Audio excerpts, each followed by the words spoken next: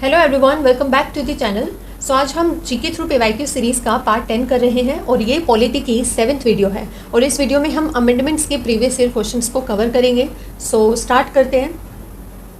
जब भी constitutional amendments की बात आती है हमें कुछ इंपॉर्टेंट पॉइंट्स हैं जिनको याद रखना है।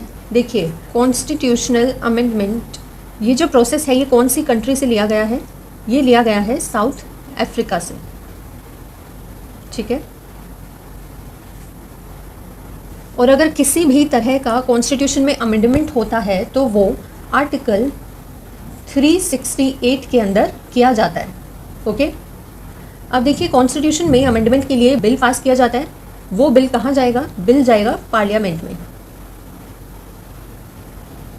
ओके, कौन से हाउस में जाएगा? किसी भी हाउस में जा सकता है, लोकसभा और राज्यसभा, किसी भी हाउस में बिल को पेश किया जा सकता है। ठीक है, अब कॉन्स्टिट्यूशनल अमेंडमेंट 3 तरह के होते हैं। एक होता है सिंपल, बिल आया, उस पर चर्चा हुई और वो पास हो गया। ठीक है, एक होता है स्पेशल मेजॉरिटी। स्पेशल मेजॉरिटी में बिल को पास करने के लिए मेजॉरिटी चाहिए होगी तभी बिल पास होगा। ठीक है, फिर आता है special majority plus 50% of state Vidhan Sabha, यानी कि भारत में जितनी भी स्टेट होंगी उसमें से 50% स्टेट्स की विधानसभा का अप्रूवल मिलना चाहिए और मेजॉरिटी होनी चाहिए तभी बिल पास होगा। ठीक है, अब क्वेश्चंस पर आते हैं। In which year were the 73rd and 74th amendments passed by the parliament?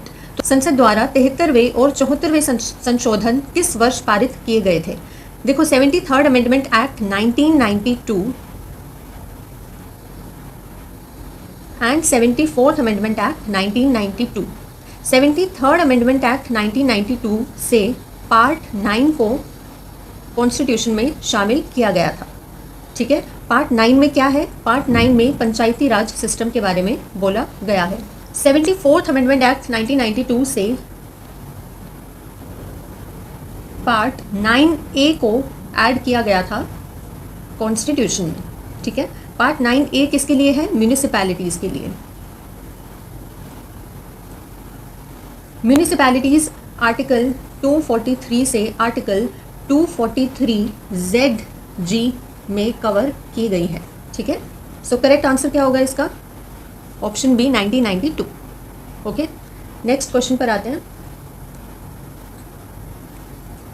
In which of the following years was the voting age reduced from 21 years to 18 years? तो निम्नलिखित में से किस वर्ष में मतदान की आयु 21 वर्ष से घटाकर 18 वर्ष कर दी गई?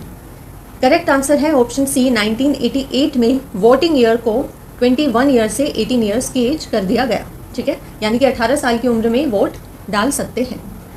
अब देखो, 61st कॉन्स्टिट्यूशनल अमेंडमेंट एक्ट 1988 से वोटिंग एज को 21 ईयर से 18 ईयर्स ऑफ एज किया गया था। ठीक है, अगर पूछा जाए कि कौन से ईयर में किया गया तो 1988 कौन सी अमेंडमेंट से किया गया? 61st कॉन्स्टिट्यूशनल अमेंडमेंट से किया गया। ठीक है, अब एक क्वेश्चन पूछा जाता है कि which is the first country to grant equal voting rights to all the people? सभी को बराबर वोटिंग का अधिकार सबसे पहले कौन से देश ने दिया था? तो करेक्ट आंसर होगा न्यूजीलैंड। न्यूजीलैंड ने सभी को वोटिंग का इक्वल अधिकार दिया था, बराबर अधिकार दिया था 1893 में सबसे पहली बार। ठीक है, next question. Under whose leadership was the 42nd amendment act pass? तो 42nd अमेंडमेंट एक्ट जब पास हुआ था उस टाइम पर देश के प्रधानमंत्री कौन थे? सो करेक्ट आंसर है option C Indira Gandhi. 42nd amendment act 1976 में पास किया गया था। ठीक है, 42nd अमेंडमेंट एक्ट से क्या किया गया था? 42nd अमेंडमेंट एक्ट 1976 से प्रियम्बल को अमेंड किया गया था। ठीक है, इसके थ्रू 3 नए वर्ड्स सोशलिस्ट, सेक्युलर एंड इनको प्रियम्बल में ऐड किया गया था। ठीक है, 42nd अमेंडमेंट एक्ट पास हुआ 1976 में, इसके थ्रू प्रियम्बल में कुछ चेंजेस किए गए थे। वो चेंजेस क्या किए गए थे? Socialist, secular and integrity, in 3 words को प्रियम्बल में शामिल किया गया था। ठीक है,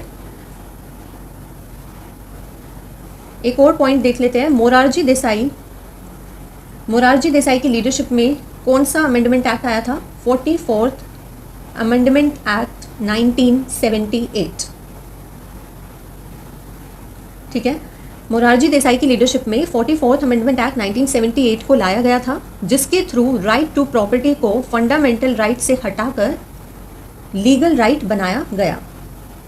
ठीक है, राइट टू प्रॉपर्टी को फंडामेंटल राइट से हटाकर लीगल राइट बनाया गया अंडर आर्टिकल 300A। ठीक है, चरण सिंह कौन थे? चरण सिंह हमारे देश के 5वें प्रधानमंत्री रहे हैं। ठीक है, 5th prime minister of the country Charan Singh. Next question पर आते हैं। Under which amendment to the constitution act was the reservation for OBCs in educational institutions made? संविधान अधिनियम में किस संशोधन के तहत शैक्षणिक संस्थानों में ओबीसी के लिए आरक्षण किया गया था? सो करेक्ट आंसर है option C, 93rd amendment act 2005। 93rd amendment act 2005 से एजुकेशनल इंस्टीट्यूशंस में ओबीसीज के रिजर्वेशन इंट्रोड्यूस किया गया था। ठीक है, 95th अमेंडमेंट एक्ट से क्या हुआ था? 95th अमेंडमेंट एक्ट आया था 2009 में, और इसके थ्रू SC, ST और एंग्लो इंडियंस की लोकसभा की जो सीट रिजर्वेशंस थी उनको 10 साल और बढ़ा दिया गया था। ठीक है, 96th अमेंडमेंट एक्ट कब आया था? 96th अमेंडमेंट एक्ट आया था 2011 में, और 96th अमेंडमेंट एक्ट से शेड्यूल 8 को अमेंड किया गया था। क्वेश्चन पूछा जाता है 96th अमेंडमेंट एक्ट से कौन सा शेड्यूल को अमेंड किया गया था? तो शेड्यूल 8 को अमेंड किया गया था 96th अमेंडमेंट एक्ट 2011 से, और इसके थ्रू क्या किया गया था? इसके थ्रू ओडिया शब्द को हटाकर ओडिया शब्द लाया गया। ठीक है, यानी कि 8th शेड्यूल में जो ओडिया लैंग्वेज थी उसको ओडिया प्रोनाउंस किया जाएगा इसके थ्रू। ठीक है, और 94th अमेंडमेंट एक्ट कब आया था? 94th अमेंडमेंट एक्ट आया था 2006 में। ठीक है, और इसमें बोला गया था कि छत्तीसगढ़ और झारखंड के जो ट्राइबल वेलफेयर है उनके लिए मिनिस्टर इंचार्ज अपॉइंट किया जाएगा। छत्तीसगढ़ और झारखंड के ट्राइबल वेलफेयर के लिए मिनिस्टर को अपॉइंट किया जाएगा। 94th अमेंडमेंट एक्ट 2006 में ये कहा गया। ठीक है, नेक्स्ट क्वेश्चन पर आते हैं। Which of the following constitutional amendments incorporated Dadar and Nagar Haveli in the Union of India as a union territory? तो दादर और नागर हवेली को यूनियन टेरिटरी कौन सी अमेंडमेंट के थ्रू बनाया गया? सो करेक्ट आंसर है option D, 10th amendment act 1961।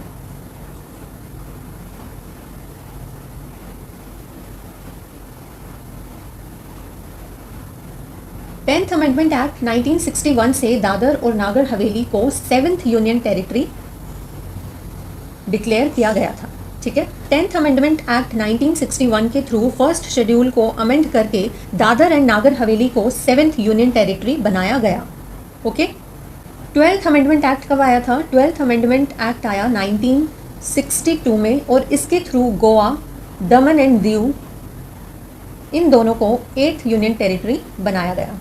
ठीक है, 10th अमेंडमेंट एक्ट से दादर और नागर हवेली को 7th यूनियन टेरिटरी बनाया, और 12th अमेंडमेंट एक्ट से गोवा, दमन एंड दीव को 8th यूनियन टेरिटरी बनाया गया।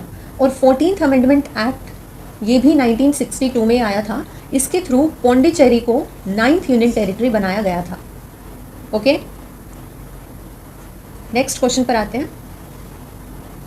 Which of the following amendments of the Constitution of India declared that the Parliament has the power to abridge or take away any of the fundamental rights under Article 368 and such an act will not be a law under the meaning of Article 13? Bharat के संविधान के निम्नलिखित में से किस संशोधन ने घोषणा की कि संसद के पास अनुच्छेद 368 के तहत किसी भी मौलिक अधिकार को कम करने या छीनने की शक्ति है, और ऐसा अधिनियम अनुच्छेद 13 के अर्थ के तहत कानून नहीं होगा? सो करेक्ट आंसर है option C, 24th amendment act. 24th amendment act parliament को फंडामेंटल राइट्स को अमेंड करने की पावर देता है। 24th अमेंडमेंट एक्ट पार्लियामेंट को पावर देता है कि वो फंडामेंटल राइट्स में चेंजेस कर सकती है। ठीक है,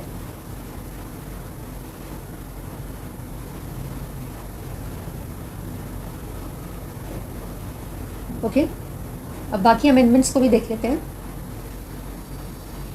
25th amendment act, 25th amendment act क्या करता है?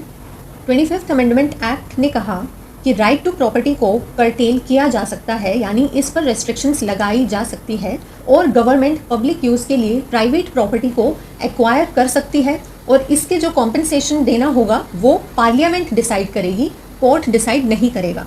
ठीक है, 24th अमेंडमेंट एक्ट तो था कि पार्लियामेंट को पावर दी जा रही है फंडामेंटल राइट्स को अमेंड करने की। 25th अमेंडमेंट एक्ट कहता है कि प्रॉपर्टी राइट्स पर रेस्ट्रिक्शंस लगा सकते हैं। गवर्नमेंट अगर किसी की प्रॉपर्टी लेना चाहती है तो वो ले सकती है और उसका कॉम्पनसेशन जो होगा वो पार्लियामेंट डिसाइड करेगा, कोर्ट डिसाइड नहीं करेगा। 23rd अमेंडमेंट एक्ट से क्या किया गया? 23rd अमेंडमेंट एक्ट से नागालैंड की शेड्यूल्ड ट्राइब्स के विधान सभा और विधान परिषद में जो सीट रिजर्वेशंस थे उनको हटाया गया और ये कहा गया कि गवर्नर राज्य विधानसभा में एक से ज़्यादा एंग्लो इंडियन को नॉमिनेट नहीं कर सकती। ठीक है, डिटेल एक्सप्लेनेशन सभी अमेंडमेंट्स की जब सेपरेट वीडियो आएगी अमेंडमेंट टॉपिक पर तब हम करेंगे। ठीक है, इन अमेंडमेंट्स को रिवाइज कर लेते हैं। 24th अमेंडमेंट में तो बोला गया कि पार्लियामेंट को पावर दी जाएगी फंडामेंटल राइट्स को चेंज करने की। 25th अमेंडमेंट में बोला गया कि प्रॉपर्टी राइट्स को रेस्ट्रिक्ट किया जा सकता है। 23rd अमेंडमेंट एक्ट में बोला गया कि नागालैंड के शेड्यूल्ड ट्राइब्स का जो सीट रिजर्वेशंस था विधानसभा और विधान परिषद में उसको हटाया जाएगा और गवर्नर राज्य विधानसभा में एक से ज़्यादा एंग्लो इंडियन को नॉमिनेट नहीं कर सकते। ठीक है, नेक्स्ट क्वेश्चन पर आते हैं। Who among the following presidents of India gave assent to the 100th amendment of the Constitution of India? तो 100वें संशोधन को सहमति कौन से राष्ट्रपति ने दी थी? सो करेक्ट आंसर है ऑप्शन ए, प्रणब मुखर्जी। प्रणब मुखर्जी ने 100th अमेंडमेंट को सहमति दी थी। 100th अमेंडमेंट एक्ट क्या कहता है? 100th अमेंडमेंट एक्ट कहता है कि इंडिया और बांग्लादेश के बीच में लैंड डिवीजन किया जाएगा। इंडिया कुछ टेरिटरी बांग्लादेश से लेगी और कुछ टेरिटरी बांग्लादेश को देगी, यानी एक्सचेंज ऑफ लैंड हुआ थ्रू 100th अमेंडमेंट एक्ट। ठीक है, next question. The government of national capital territory of Delhi act 2021 which was passed in March 2021 amended the government of national capital territory of Delhi act dash। तो राष्ट्रीय राजधानी क्षेत्र दिल्ली सरकार संशोधन अधिनियम 2021 जिसे मार्च 2021 में पारित किया गया था ने राष्ट्रीय राजधानी क्षेत्र दिल्ली अधिनियम डैश में संशोधन किया। करेक्ट आंसर है 1991। देखो, government of national capital territory of Delhi amendment act 2021 जिसे मार्च 2021 में पास किया गया था, इसने कौन से एक्ट को अमेंड किया था? इसने अमेंड किया, चेंज किया government of national capital territory of Delhi act 1991 को। ठीक है, दिल्ली इंडिया की कैपिटल कब बनी थी? 12 दिसंबर 1911 को। ओके, नेक्स्ट क्वेश्चन पर आते हैं। Which of the following amendments of the Constitution of India gave the status of state to Goa? Bharat के संविधान के निम्नलिखित में से किस संशोधन ने गोवा को राज्य का दर्जा दिया? सो करेक्ट आंसर है option B, 56th amendment act. 56th amendment से गोवा को स्टेट का स्टेटस दिया गया।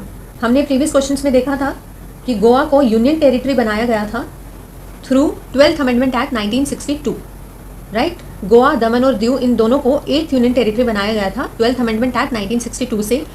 फिर 56th अमेंडमेंट एक्ट से गोवा को स्टेट का दर्जा दिया गया। ठीक है, next question. An amendment to the Hindu succession act 1956 was passed in the year dash. Hindu उत्तराधिकार अधिनियम 1956 में संशोधन डैश में पारित किया गया था। तो हिंदू सक्सेशन एक्ट 1956 में अमेंडमेंट की गई, उस अमेंडमेंट को कौन से ईयर में पास किया गया? 2005 में। ठीक है, next question. The 60th amendment to the constitution of India increased the ceiling of profession tax from ₹250 per annum to dash per annum. So correct answer है option D, ₹2500 per annum. 60th amendment act 1988 से article 276 को amend किया गया था। ठीक है, और profession tax को 250 से बढ़ाकर 2500 किया गया। Okay, next question. The 40th amendment act of 1976 was applied to which article of the constitution of India. 1976 का 40वां संशोधन अधिनियम भारत के संविधान के किस अनुच्छेद पर लागू किया गया था? करेक्ट आंसर है option A, article 297। 40th amendment act 1976 क्या कहता है? 40th अमेंडमेंट एक्ट 1976 कहता है कि इंडिया के टेरिटोरियल वाटर्स, इकोनॉमिक टेरिटोरियल यानी कि समुद्री क्षेत्र, तटीय क्षेत्र और आर्थिक क्षेत्र के अंतर्गत जो भी मिनरल्स और बाकी वैल्यूएबल थिंग्स हैं वो यूनियन ऑफ इंडिया के अधिकार में होंगी। ठीक है, ये कहता है 40th amendment act of 1976। So 40th amendment act of 1976 से आर्टिकल 297 को अमेंड किया गया था। नेक्स्ट क्वेश्चन पर आते हैं। The dash amendment act of the constitution of India introduced the goods and services tax in India. Bharat के संविधान के डैश संशोधन अधिनियम ने भारत में माल और सेवा कर जीएसटी की शुरुआत की। सो करेक्ट आंसर है ऑप्शन सी 101 अमेंडमेंट एक्ट 2016।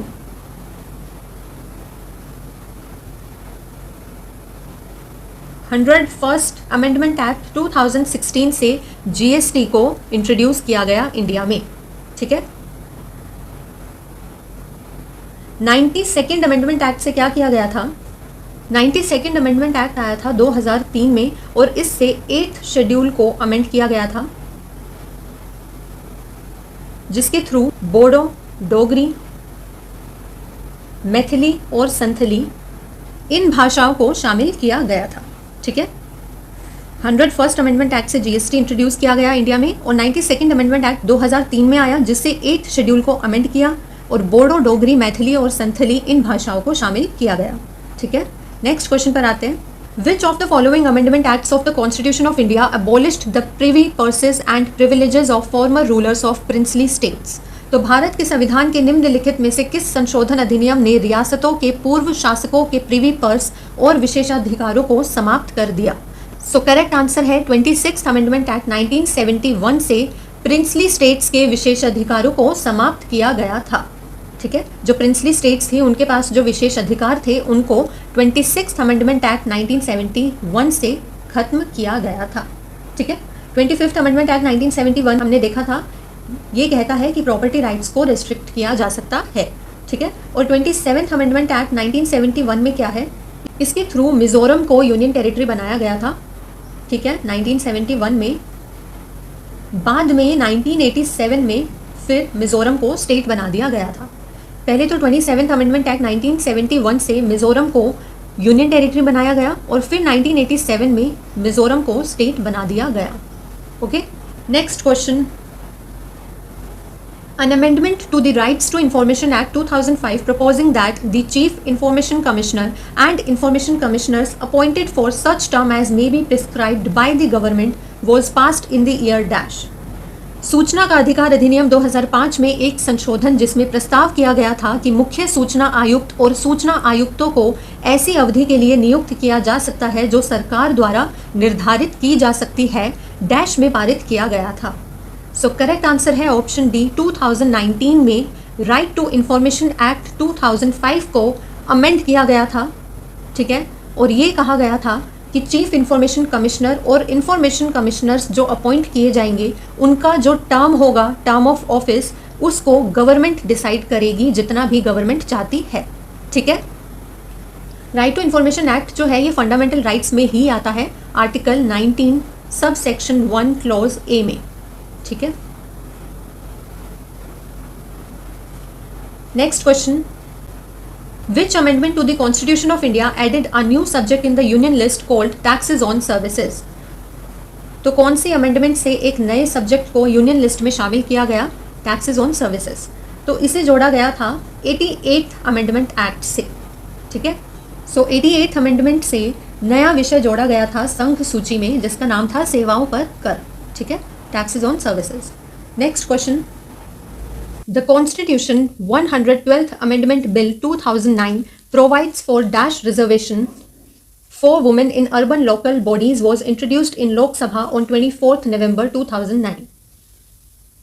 तो संविधान 112वां संशोधन विधेयक 2009 शहरी स्थानीय निकायों में महिलाओं के लिए डैश आरक्षण प्रदान करता है, जिसे 24 नवंबर 2009 को लोकसभा में पेश किया गया था। सो करेक्ट आंसर है ऑप्शन डी 50% रिजर्वेशन प्रोवाइड किया जाता है महिलाओं को। ठीक है, next question. In which year did the government of India pass the disabilities act? तो भारत सरकार ने किस वर्ष में विकलांगता अधिनियम पारित किया? सो करेक्ट आंसर है ऑप्शन ए 1995। 1995 में डिसेबिलिटीज एक्ट को पास किया गया था और ये लॉ स्टेट करता है कि जिन लोगों में कोई डिसेबिलिटी है उनके पास भी इक्वल राइट्स होंगे। ठीक है, नेक्स्ट क्वेश्चन।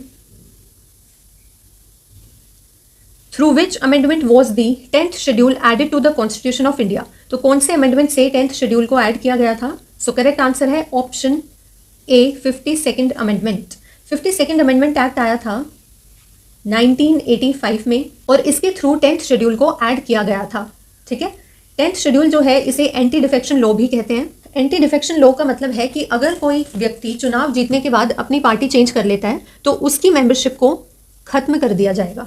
ठीक है, लेकिन अगर कोई ऐसा व्यक्ति है जिसकी पार्टी के 1/3 लोग पार्टी को छोड़ के चले जाते हैं तो उसकी जो मेंबरशिप होगी वो खत्म नहीं की जाएगी। ठीक है, next question, Which amendment of the Constitution of India incorporated Goa, Daman and Diu as the 8th Union Territory of India by amending the first schedule to the Constitution?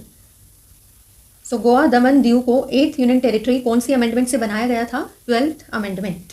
ठीक है, और गोवा को स्टेट कौन सी अमेंडमेंट से बनाया गया था? 56th amendment act से। गोवा को स्टेट बनाया गया।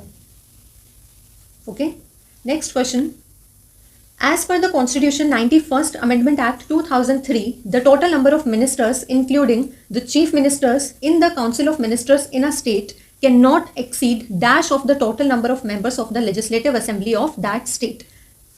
काउंसिल ऑफ मिनिस्टर्स में जो टोटल नंबर ऑफ मिनिस्टर्स होंगे वो स्टेट की लेजिस्लेटिव असेंबली के जो टोटल मेंबर्स हैं उनका 15% से ज़्यादा नहीं होंगे।